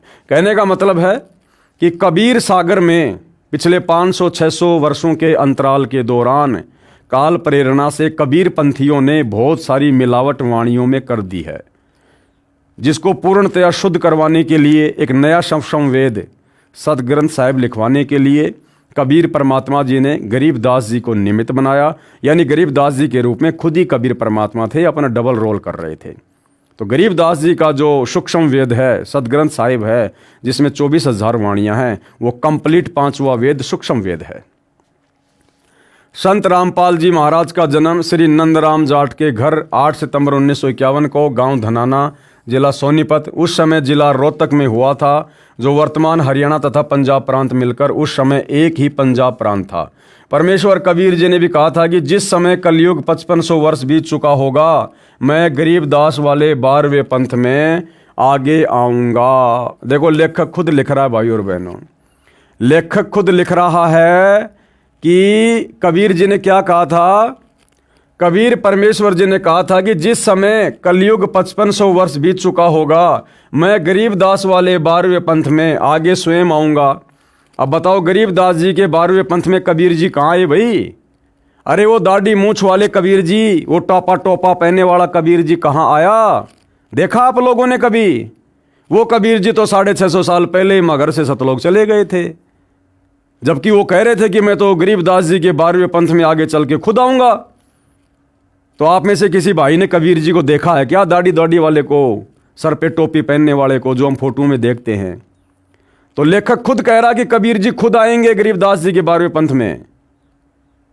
और गरीबदास जी के 12वें पंथ में संत रामपाल जी आए हैं, जिन्होंने 17 फरवरी 1988 को 12वें पंथ में प्रवेश किया और पहले कह दिया था कि 12वें पंथ हम ही चलावें, सब पंथों को मिटाकर एक पंथ चलावें। तो वर्तमान में वो कबीर जी कहाँ हैं? सतगुरु रामपाल जी के नाम से हैं। फिर भी लेखक बार बार कह रहा कि इंद्रोमाई की कोख से जन्म लिया, इंद्रोमाई की कोख से जन्म लिया। भाई, करनी और कथनी में थोड़ा बहुत अंतर होना चाहिए। परमेश्वर कबीर जी ने भी कहा था कि जिस समय कलयुग 5500 वर्ष बीत चुका होगा, मैं गरीबदास वाले 12वें पंथ में आगे स्वयं ही आऊंगा। संत गरीबदास जी द्वारा मेरी यानी कबीर परमेश्वर की महिमा की वाणी प्रकट होगी तथा गरीबदास वाले 12वें पंथ तक के साधक मुझे आधार बनाकर वाणी को समझने की कोशिश करेंगे, परंतु वाणी को न समझकर सतनाम तथा सारनाम से वंचित रहने के कारण असंख्य जन्म तक सतलोक प्राप्त नहीं कर सकेंगे। उसी 12वें पंथ यानी गरीबदास जी वाले पंथ में मैं कौन? परमेश्वर कबीर जी। मैं परमेश्वर कबीर जी ही स्वयं चल कर आऊंगा। तो कहाँ है परमेश्वर कबीर जी, जिनको आप कबीर जी कहते हैं, समझते हैं, दाढ़ी मूछ वाले, जबकि उनका वचन भी फैल नहीं हो सकता? क्योंकि परमात्मा कहते हैं कि साध वचन पलटे नहीं, चाहे पलट जाए ब्रह्मांड। तो कबीर जी ने अगर बोल दिया तो बोल दिया, उनको आना है, नहीं आए तो झूठे साबित होंगे, और झूठे भगवान की भक्ति करके किसी का मोक्ष नहीं हो सकता। तो कबीर जी तो आ गए, संत रामपाल जी के रूप में आ गए। अब उनको पहचानना पड़ेगा, उनके ज्ञान को आधार बनाकर सद्बुद्धि की भीख मांगनी पड़ेगी उनसे कि हे गुरुदेव भगवान, अपनी वास्तविक पहचान करवाओ। हम नादान 2 कौड़ी के तुच्छ जीव अपनी बुद्धि के हिसाब से आपको नहीं जान सकते, नहीं पहचान सकते। तब सतगुरु की दया वो किन किन आत्माओं पर दया करे, मेहर करे और हमारे अंतःकरण में ये बात जचा दे कि मेरा गुरु ही स्वयं कबीर परमात्मा है। उसी 12वें पंथ गरीबदास जी वाले पंथ में मैं परमेश्वर कबीर जी ही स्वयं चलकर आऊँगा। तब संत गरीबदास जी द्वारा प्रकट की गई वाणी को मैं कबीर परमेश्वर और प्रकट होकर समझाऊंगा। अब संत गरीबदास जी की वाणियों को, सतग्रंथ साहिब को सन 1994 से धरती पर कौन समझा रहा है? सतगुरु रामपाल जी समझा रहे हैं। और कबीर परमात्मा क्या कह रहे हैं कि मैं कबीर परमात्मा स्वयं समझाऊंगा गरीबदास जी की वाणियों को आगे चलकर। और कैसे आऊंगा? प्रकट होकर समझाऊंगा, प्रकट होकर समझाऊंगा। माँ की कोख से जन्म लेकर बड़ा होकर, ऐसा नहीं कहा, प्रकट होकर समझाऊंगा। तो सतगुरु रामपाल जी भाई और बहनों परमेश्वर हैं। आज मान लो, नहीं तो कल मानना पड़ेगा। कल को ज़्यादा लेट हो जाओगे, फिर मोक्ष से वंचित हो जाओगे। तो आज ही थोड़ा अधीन होकर, धैर्य से, निष्पक्ष होकर ज्ञान को समझो, परमात्मा से सद्बुद्धि की भीख मांगो और समय रहते अपने दाता को पहचान लो, भाई फायदा रहेगा। प्रमाण के लिए कृपया देखें इसी पुस्तक के पेज नंबर 91 पर पढ़ें कबीर परमेश्वर द्वारा स्वयं अवतार धारण करने की भविष्यवाणी। अब देखिए भाई और बहनों, लेखक बार बार कह रहा है कि संत रामपाल जी कबीर जी के अवतार हैं, कबीर जी के अवतार हैं। संत रामपाल जी को कबीर जी ने ऊपर से भेजा है। अब यहाँ क्या कह रहे हैं? कबीर परमेश्वर द्वारा स्वयं अवतार धारण करने की भविष्यवाणी, यानी कबीर परमात्मा खुद ही अपना अवतार होता है, सतलोक से किसी को अवतार रूप में भेजता नहीं है, इन्हें आवश्यकता नहीं है। इससे सिद्ध हुआ कि जन्म साखी में जिस जाट संत के विषय में कहा है, निर्विवाद रूप से वह संत रामपाल जी महाराज जी ही हैं। फिर भी हम संत गरीबदास जी का विशेष आदर करते हैं, क्योंकि उन्होंने परमेश्वर कबीर जी का अमर संदेश सुनाया है। यदि कोई भ्रम उत्पन्न करे कि 10 गुरु साहिबानों में से भी किसी की ओर संकेत हो सकता है, यानी नानक जी के बाद में जो और सिख धर्म में गुरु हुए हैं, तो कोई कहे कि भाई वो तो अन्य हमारे गुरु साहिबानों के विषय में लिखा है। इसके लिए याद रहे कि 10 सिख गुरु साहिबानों में से कोई भी जाट वर्ण से नहीं है। 10 गुरु साहिबानों में कोई भी जाट जाति से नहीं था। और भगत प्रहलाद ने तो जाट वर्ण में आने की बात कही है। दूसरे सिख गुरु श्री अंगद देव जी खत्री थे। तीसरे गुरु जी श्री अमरदास जी भी खत्री थे। चौथे गुरु जी श्री रामदास जी भी खत्री थे तथा 5वें गुरु श्री अर्जुन देव जी से लेकर 10वें तक अंतिम श्री गुरु तेग बहादुर सिंह जी तक श्री गुरु रामदास जी की संतान अर्थात खत्री थे। फिर भी हम सभी सिख गुरु साहिबानों का विशेष आदर करते हैं। संत रामपाल जी महाराज क्या कहते हैं?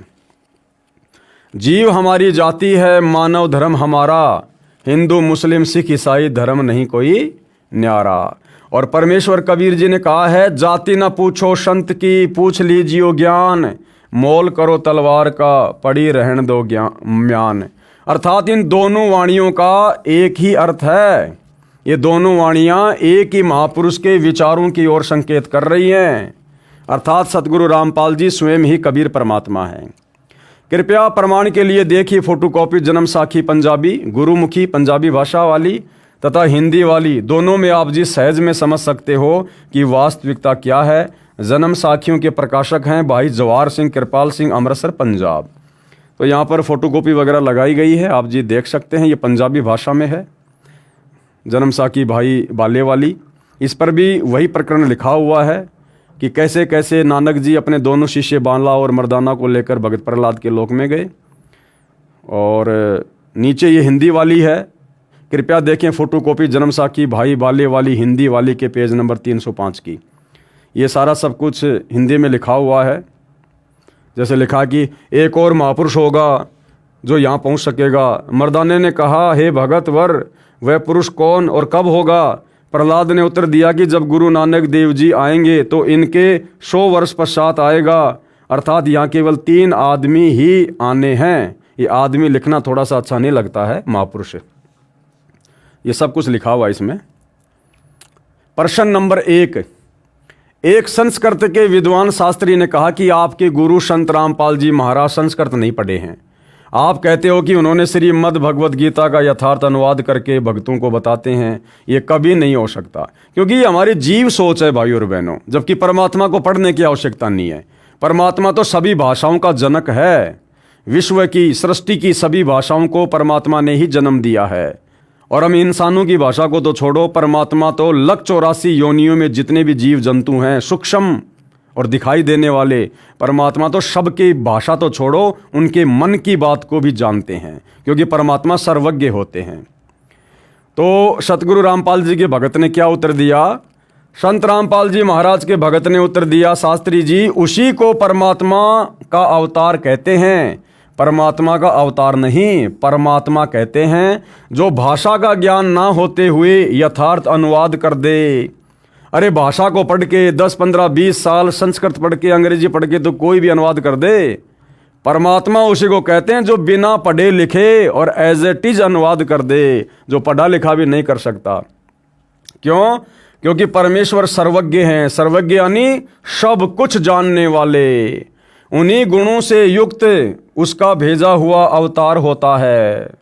वह अवतार संत रामपाल जी महाराज जी हैं। ये लेखक की अपनी सोचे भाई और बहनों, अब आप समझ गए होंगे। आप तो केवल वेदों और गीता के अनुवाद से अचंभित हैं। संत रामपाल जी महाराज ने तो बाइबल तथा कुरान को यथार्थ रूप में बताया है, जिसे ईसाई धर्म के वर्तमान के फादर व पादरी तथा मुसलमान धर्म के मुल्ला व काजी भी नहीं समझ सके। कृपया पढ़िए पुस्तक ज्ञान गंगा में। एक महापुरुष के विषय में जय गुरुदेव की भविष्यवाणी, यानी जो जय गुरुदेव पंथ के जो प्रवर्तक श्री तुलसीदास जी, जो अब परलोक सिधार चुके हैं, उन्होंने भी उस महापुरुष यानी सतगुरु रामपाल जी के विषय में समय समय पर अपनी भविष्यवाणियाँ की है। जिस समय उनकी पूर्व जन्म की याददाश्त, या फिर यूँ कह लीजिए उनके पास में उनकी पूर्व जन्म की भक्ति कमाई शेष थी, तो परमात्मा ने उनको भी निमित्त बनाया अपने विषय में भविष्यवाणियों के लिए।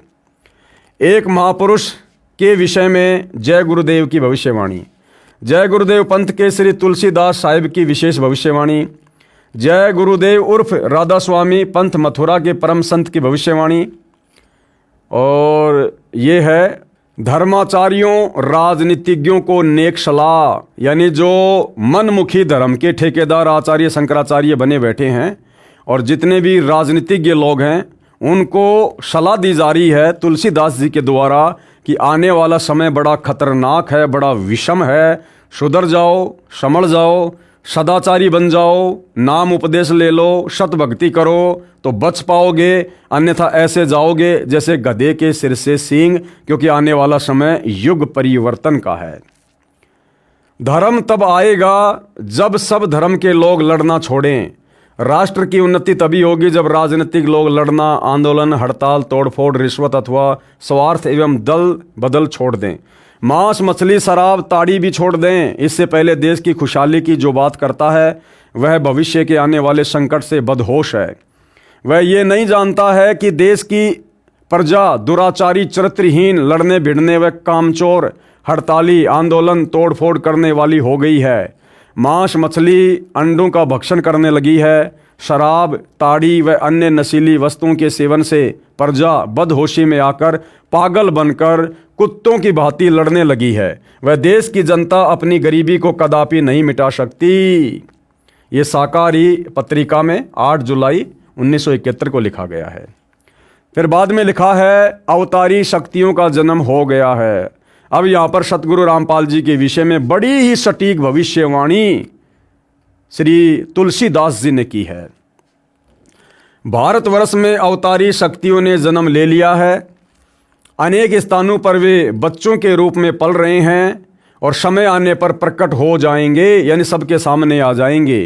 कहने का मतलब है सतगुरु रामपाल जी का उनके मिशन में जो जो आत्माएं सहयोग जो करेंगी, उन आत्माओं के विषय में ये भविष्यवाणी की हुई है।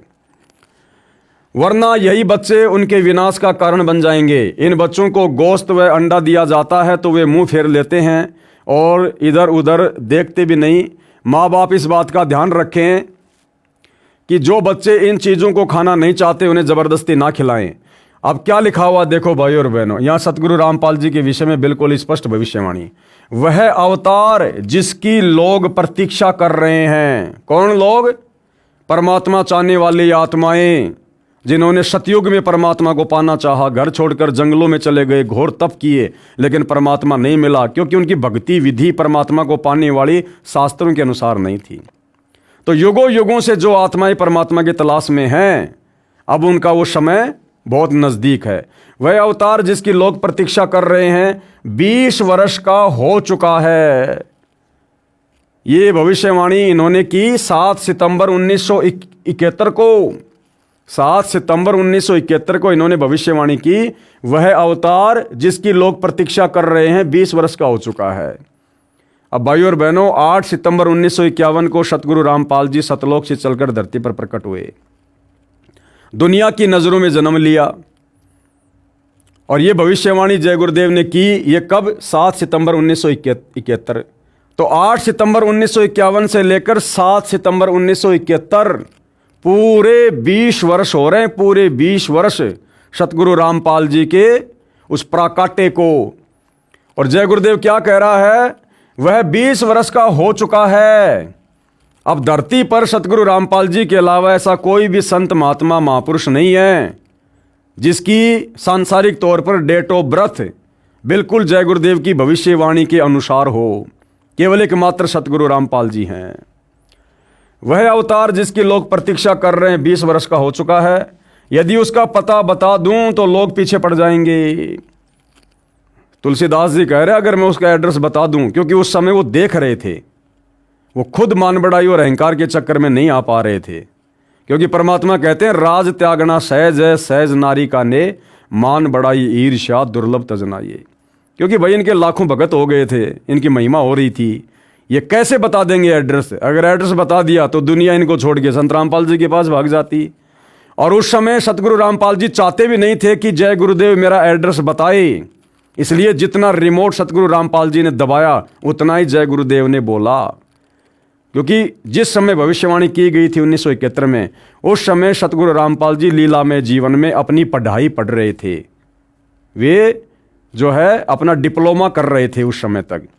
क्योंकि उन्होंने भक्ति मार्ग शुरू करना था 1994 से, तो उससे पहले अपने विषय में अपना एड्रेस अगर वो लोगों तक पहुंचा देते जय गुरुदेव के माध्यम से, तो उन्होंने किसी को ज्ञान तो समझाना नहीं था, नाम किसी को देना नहीं था। जब मार्ग ही 1994 में शुरू करना था तो उससे पहले भला वो लोगों को क्या देते आध्यात्मिक क्षेत्र का। इसलिए केवल इतना ही कहकर छुड़वा दिया जय गुरुदेव के माध्यम से कि यदि अभी मैं उसका एड्रेस बता दूं तो लोग उसके पीछे पड़ जाएंगे। अभी ऊपर से आदेश बताने के लिए नहीं हो रहा, यानी सतगुरु रामपाल जी की जो प्रेरणा थी वो जय गुरुदेव जी को एड्रेस बताने की नहीं हो रही थी। मैं समय का इंतजार कर रहा हूं और सभी महात्माओं ने समय का इंतजार किया है। समय आने पर ही सबको सब कुछ मालूम हो जाएगा। तो भाइयों और बहनों, लाखों को तो मालूम हो गया है और बाकी दुनिया जो बेहोश है, मदहोश है, उसको युग परिवर्तन 2028 के बाद, कमर तुड़वाने के बाद पता हो जाएगा, सर्वनाश करवाने के बाद पता हो जाएगा कि सतगुरु रामपाल जी कौन शक्ति हैं। तो ये भविष्यवाणी पूरी की पूरी सतगुरु रामपाल जी के ऊपर बिल्कुल सटीक उतर रही है। फिर आगे क्या लिखा है? परिवर्तन का कारण भारतवर्ष बनेगा। यानी जो आध्यात्मिक क्रांति है वो भारत से उठेगी और पूरे विश्व में वर्तमान में जो आग लगी हुई है भौतिकतावाद की, आधुनिकरण की, इसका समापन भारत से होगा, आध्यात्मिक क्रांति से होगा। और भारत मतलब विश्व गुरु बनेगा, धर्म गुरु बनेगा। कहने का मतलब ये है भारतवर्ष को विश्व में परिवर्तन का कारण अब बनना होगा। त्रेता में विश्व युद्ध का कारण भारतवर्ष था, क्योंकि रामचंद्र जी गए थे श्रीलंका में युद्ध करने के लिए। तो त्रेता युग में भी राम रावण युद्ध का कारण भारत ही बना था।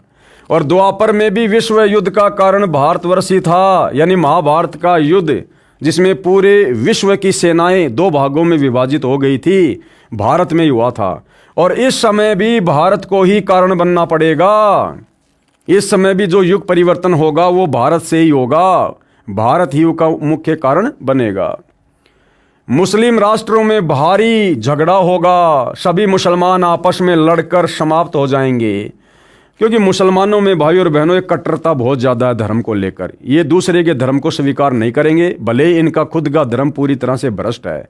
इसलिए ये किसी की सलाह मानेंगे नहीं, भक्ति मार्ग कोई अपनाएंगे नहीं, और अंत में लड़ झगड़ कर पुण्यहीन होकर ये खुद ही आपस में कट कट के लड़ाई झगड़ों में मर जाएंगे।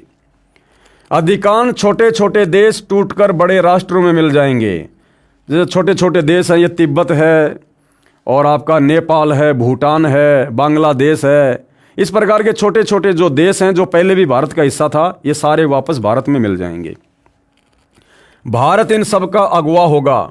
चीन के समस्त वैज्ञानिक प्रगति को चूर्ण करके चीन को नष्ट कर दिया जाएगा। यानी चीन तो नास्तिक देश है, वैसे भी उसका तो विनाश होना ही होना है। चीन में बचे कुछ लोगों की सहायता भारत करेगा। यानी चीन में जो अच्छी आत्माएं बचेंगी, जिनमें धार्मिकता होगी, उनकी रक्षा फिर भारत करेगा। इसी बीच तिब्बत भारत में मिल जाएगा। यदि सभी राष्ट्र आपस में मिलकर भारतवर्ष पर आक्रमण करें तो भी इसे कोई जीत नहीं सकता। क्यों? क्योंकि भारत में सबका बाप बैठा हुआ, भाई सतगुरु रामपाल जी बैठे हुए। भारत में नए सिरे से संगठन होगा, यानी नए सिरे से राजनीति का जन्म होगा, जो धर्म नीति से फिर राजनीति करेंगे। सेवक बनकर, दास बनकर, जो अपने गुरु की आज्ञा में रहकर जो देश की सत्ता की बागडोर को संभालेंगे। इसलिए नए तरीके से भारत में दोबारा से जो है सत्ता की स्थापना होगी। यदि विश्व के सभी राष्ट्र जी जान से ये प्रयास करें कि सुरक्षा परिषद अमेरिका से हटकर भारत में ना जाए, तो ये कदापि नहीं होगा। यानी जो सुरक्षा परिषद है, यानी पूरे विश्व के जो भी फैसले वर्तमान में जो लिए जा रहे हैं यूएनओ में, वो यूएनओ कहो या विश्व की सबसे बड़ी पंचायत कहो, वो भारत में ही आएगी। अध्यात्म के फैसले पूरे विश्व को कैसे संचालित करना है, संत रामपाल जी की देख रेख में ये भारत से ही होगा। अमेरिका से हटकर यूएनओ भारत में आएगी। महापुरुष का जन्म भारतवर्ष के एक छोटे से गांव में हो चुका है और वह व्यक्ति मानव इतिहास का सबसे महत्वपूर्ण व्यक्ति बनेगा। उसे जनता का इतना बड़ा समर्थन प्राप्त होगा कि आज तक किसी को नहीं मिला है। वह महापुरुष नए सिरे से विधान को बनाएगा, यानी नए सिरे से भक्ति विधान को बनाएगा, और वह विश्व के संपूर्ण देशों पर लागू होगा। भारत में सतगुरु रामपाल जी के द्वारा बनाया गया भक्ति विधान, जिससे भक्ति भी चलेगी और देश भी चलेगा, और यही एकमात्र कानून पूरे विश्व पे लागू होगा। उसका एक झंडा होगा, यानी उसी का साम्राज्य होगा। झंडे का मतलब होता है उसी का डंका पूरे विश्व में बजेगा, उसी का शासन होगा। उसकी एक भाषा होगी, एक भाषा का मतलब उसी की भक्ति वाली भाषा, उसी का आध्यात्मिक ज्ञान पूरे विश्व पर लागू होगा। ये शाकाहारी पत्रिका में श्री तुलसीदास जी ने 28 अगस्त 1971 को लिखा है। लड़ाई के समय में रक्षा होगी। किनकी होगी? स्वामी जी ने बताया कि युद्ध के समय में सत्संगियों की रक्षा की जाएगी। अब भाई सत्संगी समझना पड़ेगा कि सत्संगी कौन होता है। सत्संग तो दुनिया भर के चल रहे हैं, और वो अब जय गुरुदेव पंथ वाले खुद ये जर्दा भी खाते हैं, अंडे भी खाते हैं, ये बीड़ी भी पीते हैं, नशा भी करते हैं, तो ये सत्संगी थोड़ी हैं। राधा स्वामी पंथ वाले, धन धन सतगुरु पंथ वाले, जय गुरुदेव पंथ वाले, निरंकारी पंथ वाले, हंसा देश पंथ वाले, दुनिया भर के पंथ वाले सारे नशे करते हैं, देवी देवताओं की पूजा करते हैं, सारी व्यर्थ की जो परंपराएं हैं उनमें शामिल होते हैं। तो काहे के सत्संगी हैं? सत्संगी यानी पहले तो यह समझना होगा सत्संग क्या होता है। सत्य का संग, और सत्संग केवल कबीर परमात्मा स्वयं आके करता है। यानी वर्तमान में सतगुरु रामपाल जी ही सत्संगी हैं, जो सत्य कह रहे हैं, सत्य ज्ञान दे रहे हैं। और सतगुरु रामपाल जी का जो फॉलोअर होगा और उनके भक्तों में भी जो मर्यादाओं में रहेगा, उन सत्संगियों की आने वाले समय में, उन आपत्तियों के दौर में रक्षा होगी, सुरक्षा होगी।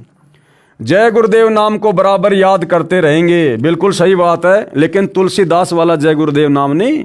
संत रामपाल जी जय गुरुदेव, ये है असल में जय गुरुदेव, यानी जिनकी जय बोलनी चाहिए, जिनकी महिमा करनी चाहिए।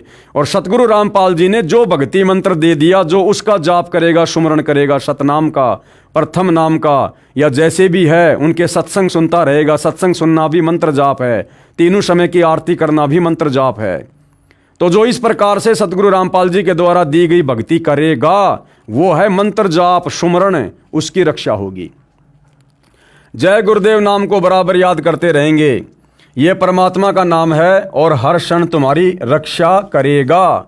अब अगर ये जय गुरुदेव नाम ही जो तुलसीदास जी के द्वारा उनके भक्तों को दिया गया, जो कि परमात्मा का नाम है, भक्तों की हर क्षण रक्षा करता है, तो जय गुरुदेव के द्वारा दिए गए नाम को तो छोड़ो, खुद जय गुरुदेव जी की अंतकाल में कैसे दुर्गति हुई, कोड हो गया उनके शरीर में, कोड, उनका हाथ पूरा गड़ गया, दुर्गति से मौत हुई उनकी अंत में।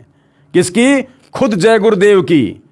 तो भला जो आदमी जय गुरुदेव नाम जपेगा उसका क्या होगा जब जय गुरुदेव को खुद को कोड हुआ। तो यहां पर जय गुरुदेव सतगुरु रामपाल जी हैं और उनके द्वारा जो मंत्र जाप दिया जाता है उसको मर्यादा में रहकर जो जाप करेगा उसकी रक्षा होगी। उपरोक्त पुस्तक की फोटोकॉपियों में संत रामपाल जी महाराज के विषय में वर्णन इस प्रकार है। संत रामपाल जी महाराज का जन्म, अरे जन्म नहीं रे मेरे भाई, अब तो समझ जा, 8 सितंबर 1951 को गांव धनाना, जिला सोनीपत, प्रांत हरियाणा, भारतवर्ष में जाट किसान परिवार में हुआ। वैसे भाई और बहनों, संत की कोई जाति नहीं होती है, लेकिन यहाँ के विधान के अनुसार इन चीज़ों का जिक्र करना पड़ता है। विशेष जानकारी इस पुस्तक के कई स्थानों पर है, कृपया वहाँ से पढ़िए। जय गुरुदेव की अमरवाणी भाग 2 पुस्तक के पेज नंबर 50 पर संत तुलसीदास जी ने 7 सितंबर 1971 को सत्संग में कहा था कि वह अवतार जिसकी लोग प्रतीक्षा कर रहे हैं 20 वर्ष का हो चुका है। संत रामपाल जी महाराज 7 सितंबर 1971 को पूरे 20 वर्ष के हुए थे। 8 सितंबर 1971 उनका 21वां वर्ष प्रारंभ हुआ था। पृष्ठ 59 पर लिखा है कि वह महापुरुष छोटे से गांव में जन्म ले चुका है। उपरोक्त विवरण से स्पष्ट हो गया है कि वह महापुरुष संत रामपाल जी महाराज ही है। अब भाइयों और बहनों, भक्ति नाश का कारण। अब भक्ति का नाश कैसे होता है, भक्ति का विनाश कैसे होता है, और कैसे हमारी भक्ति सच्चे सतगुरु की शरण में आने के बाद में दिनों दिन आगे बढ़ती है, प्रफुल्लित होती है, इन तमाम बातों की जानकारी भाइयों और बहनों हम अगले वीडियो में प्राप्त करेंगे। क्योंकि हमने किसी भी पुस्तक से जो सतगुरु रामपाल जी के द्वारा लिखी गई हो या उनके भक्तों के द्वारा लिखी गई हो, हमने अध्यात्म का निष्कर्ष निकालते हुए, उसको गहनता से समझते हुए, शिक्षा लेते हुए और उन अच्छी शिक्षाओं को अपने जीवन में लागू करते हुए हमने आगे बढ़ना है। तभी भाइयों और बहनों असल में हमारा कल्याण होगा और हमें कुछ प्राप्त होगा। तो भाइयों और बहनों, आज की वीडियो में केवल इतना ही। कल परमेश्वर के आशीर्वाद से फिर मिलेंगे। तब तक गुरुदेव भगवान हम सबको आज्ञा दे, आशीर्वाद दे। बंदी छोड़ सतगुरु रामपाल जी भगवान की जय हो।